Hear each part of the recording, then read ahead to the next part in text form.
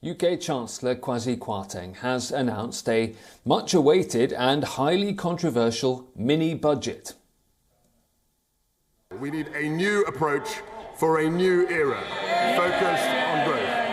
Our aim over the medium term is to reach a trend rate of growth of 2.5%. And our plan, Mr. Speaker, is to expand the supply side of the economy through tax incentives and reform.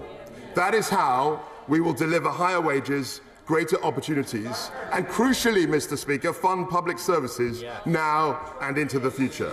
That is how we will compete successfully with dynamic economies around the world.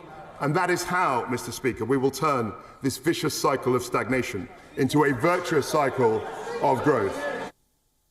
And I say so-called mini-budget because it was actually bigger in scale than many actual British budgets. The Liz Truss government announced the most significant tax cuts in decades. The basic rate of income tax has been slashed to 19% from 20%, effective in April next year. The 45% top rate of tax for highest earners is being completely abolished. There will be no stamp duty for home buyers on the first £250,000 of properties, and for first-time buyers that rises to £425,000, and it comes into operation today. 200,000 more people will be taken out of paying stamp duty altogether, according to the government. A planned rise in corporation tax is also being scrapped, and the mini-budget puts in place sales tax-free shopping for overseas visitors. But the fiscal event, as the government has been calling it, rather than a budget, also sets out some calculations on what some of its economic plans might cost. The recently announced cap on energy bills for households and businesses is estimated to cost around $68 billion in the first 6 months alone. The House should note that the estimated costs of our energy plans are particularly uncertain given volatile energy prices.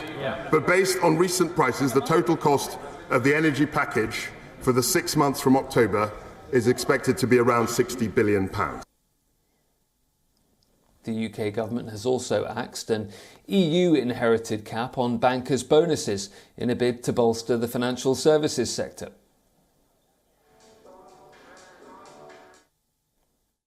We need global banks to create jobs here, invest here, and pay taxes here in London. In London, not in Paris, not in Frankfurt, and not in New York. All the bonus cap did was to push up the basic salaries of bankers or drive activity outside Europe.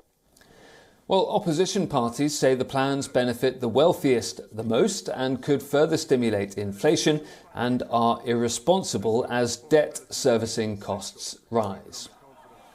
And it is a path we are committed to. The House should note that the estimated costs of our energy plans are particularly... Other European countries have minimum service levels to stop militant trade unions closing down transport networks during strikes.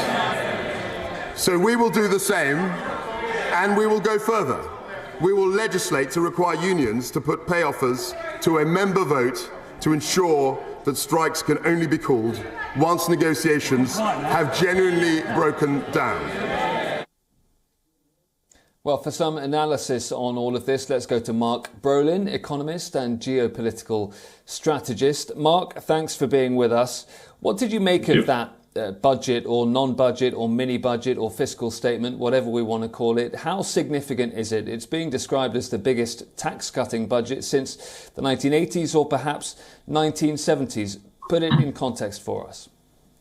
Well, I think there's lots of truth in it. Of course, we have heard lots of rumors about the budget going to come out in the way it did, but it's still political dynamite because we haven't seen these kind of tax cuts since people say 1972. But then again, you can say it's back to the 80s because this is very much Margaret Thatcher ideology coming back. So it's political dynamite in the sense that we're going back to very tribal fault lines here. The left-wingers are going to say this is the worst thing ever, whereas right-wingers are going to say that they are empowering investors to invest their money instead of bureaucrats doing the investments for society. So it's going to be very tough in many ways in the political debate, because it's going to be hard.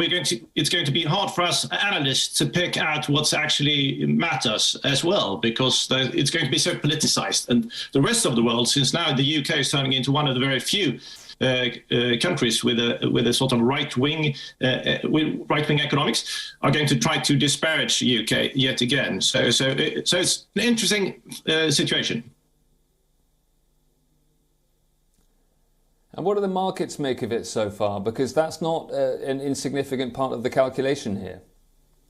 I think the market, well, it's so soon, but I think the markets are going to go down for a bit. The pound is probably going to weaken because many are worried that the tax cuts will not be able to, it will be hard to finance them.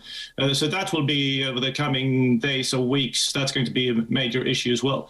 So the market reactions, I suspect they will be negative. But then again, when these kind of events happen, market reactions usually are negative because people don't know what happens. And then after a while, it usually turns out that perhaps even if things are bad, they might not be as bad as the market reaction. So they probably will come up again in perhaps even within days.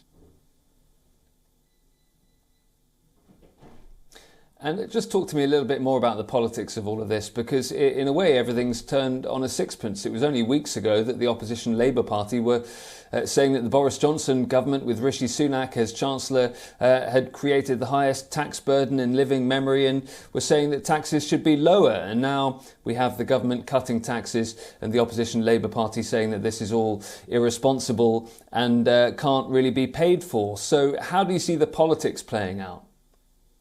Well, I think the politics will be slightly tedious in a way, because we're going to have, on both sides, we're going to have the same arguments repeated over and over again. And as you're saying, Labour are going to say, and lots of people also outside the UK are going to say that this money will be very hard it will be very hard to finance this budget.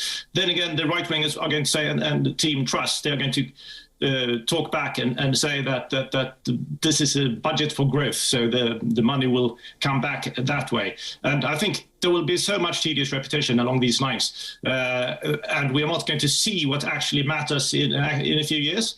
But we could see the reaction on Biden's reaction a few days ago when Liz Truss was in New York. He was tweeting when she was she was sort of suggesting the budget that was coming up.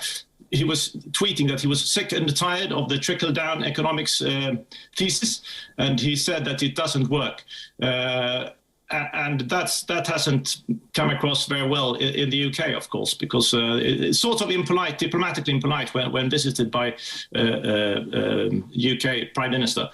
But this is how it's going to play out. It's going to be, I think it's actually going to be, as I mentioned now a couple of times, I think it's going to be very tedious for a while, and it will be hard to see the facts, and the facts will not come in, I think, 1 or 2 years, and then we will actually know if this is going to work or not. And if it works, other countries will adopt it as well. If it doesn't, Liz Truss will lose the election, and we will have a Labour government who will bring back what we had yesterday.